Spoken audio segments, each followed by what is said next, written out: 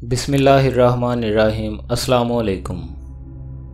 सैयदना उमर रज़ी अल्लाह ताला अन्हो रात की तारीकी में शहर की गलियों में घूमा करते थे। अपनी नींद को खैरबाद कहकर सोने वालों की निगरानी के लिए बेताब होते थे। उनके सीने में एक ऐसा दिल था जो सबकी खातिर धड़कता था। एक रात एक मुकाम से गुजरे तो देखा कि एक औरत बैठी कुछ पुकार रही है। इसके नज़दीक ही कुछ बच्चे रो रहे थे। आप रज़ी अल्लाह ताला अन्हो रुक गए। मालूम किया तो पता चला कि बच्चे कई वक्तों से भूखे हैं। ये जानकर बहुत परेशान हुए। उसी वक्त वापस जाकर बैतुल माल से खाने पीने का सामान अपने कंधों पर लाद कर लाए। खादम ने बहुत कहा कि आका ये बोझ मुझे उठाने दीजिए, लेकिन सैयदना उमर रज़ी अल्लाह ताला अन्हो ने फरमाया, क़यामत में मेरा बोझ तुम नहीं उठाओगे। चुनांचे उन्होंने सामान पहुंचाया और फिर चूल्हा भी खुद जलाया ताकि बच्चों के लिए जल्द खाना तैयार हो जाए, और यूं वो अपने फ़र्ज़ से सबकदोश हुए।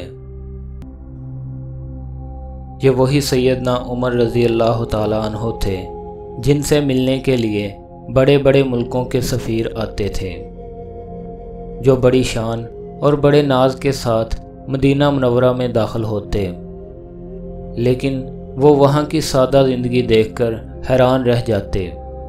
साथ ही साथ वो हर तरफ सुकून और लोगों के चेहरों से खुलूस टपकता देखते थे। जब वो खलीफा के हुजूर पहुँचते तो सादगी देखकर हैरान हुए बगैर न रहते, मगर उसी खलीफा के चेहरे से जलाल और उनकी निगाहों से जमाल फूट रहा होता था, जो आम इंसान की तरह ज़िंदगी गुजारते थे।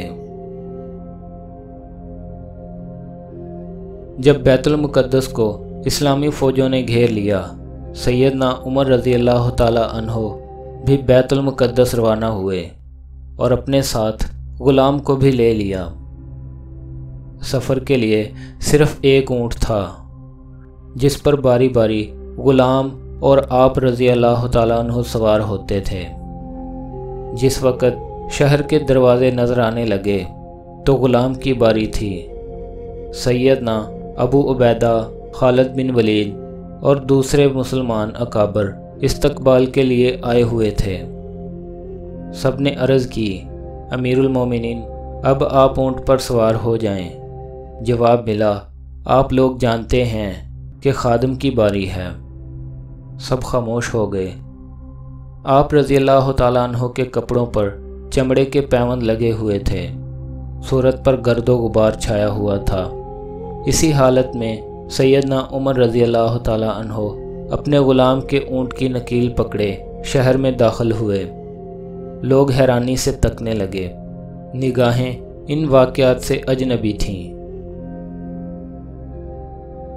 प्यारे दोस्तों, इन वाक़यात से मालूम होता है कि असल खूबसूरती जिस्म पर पहने हुए आला किस्म के लिबास में नहीं होती, बल्कि सही खूबसूरती रूह की सफाई और पाकीज़गी में पोशीदा है, और इसी से इंसान सरबुलंद हो सकता है।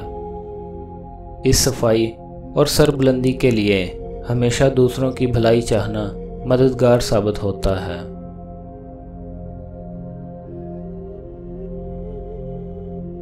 अल्लाह ताला हमें प्यारे सहाबा इकराम के नक्शे कदम पर चलने की तौफीक अता फरमाए। आमीन। इसी दुआ के साथ आज की वीडियो का इख्तिताम होता है।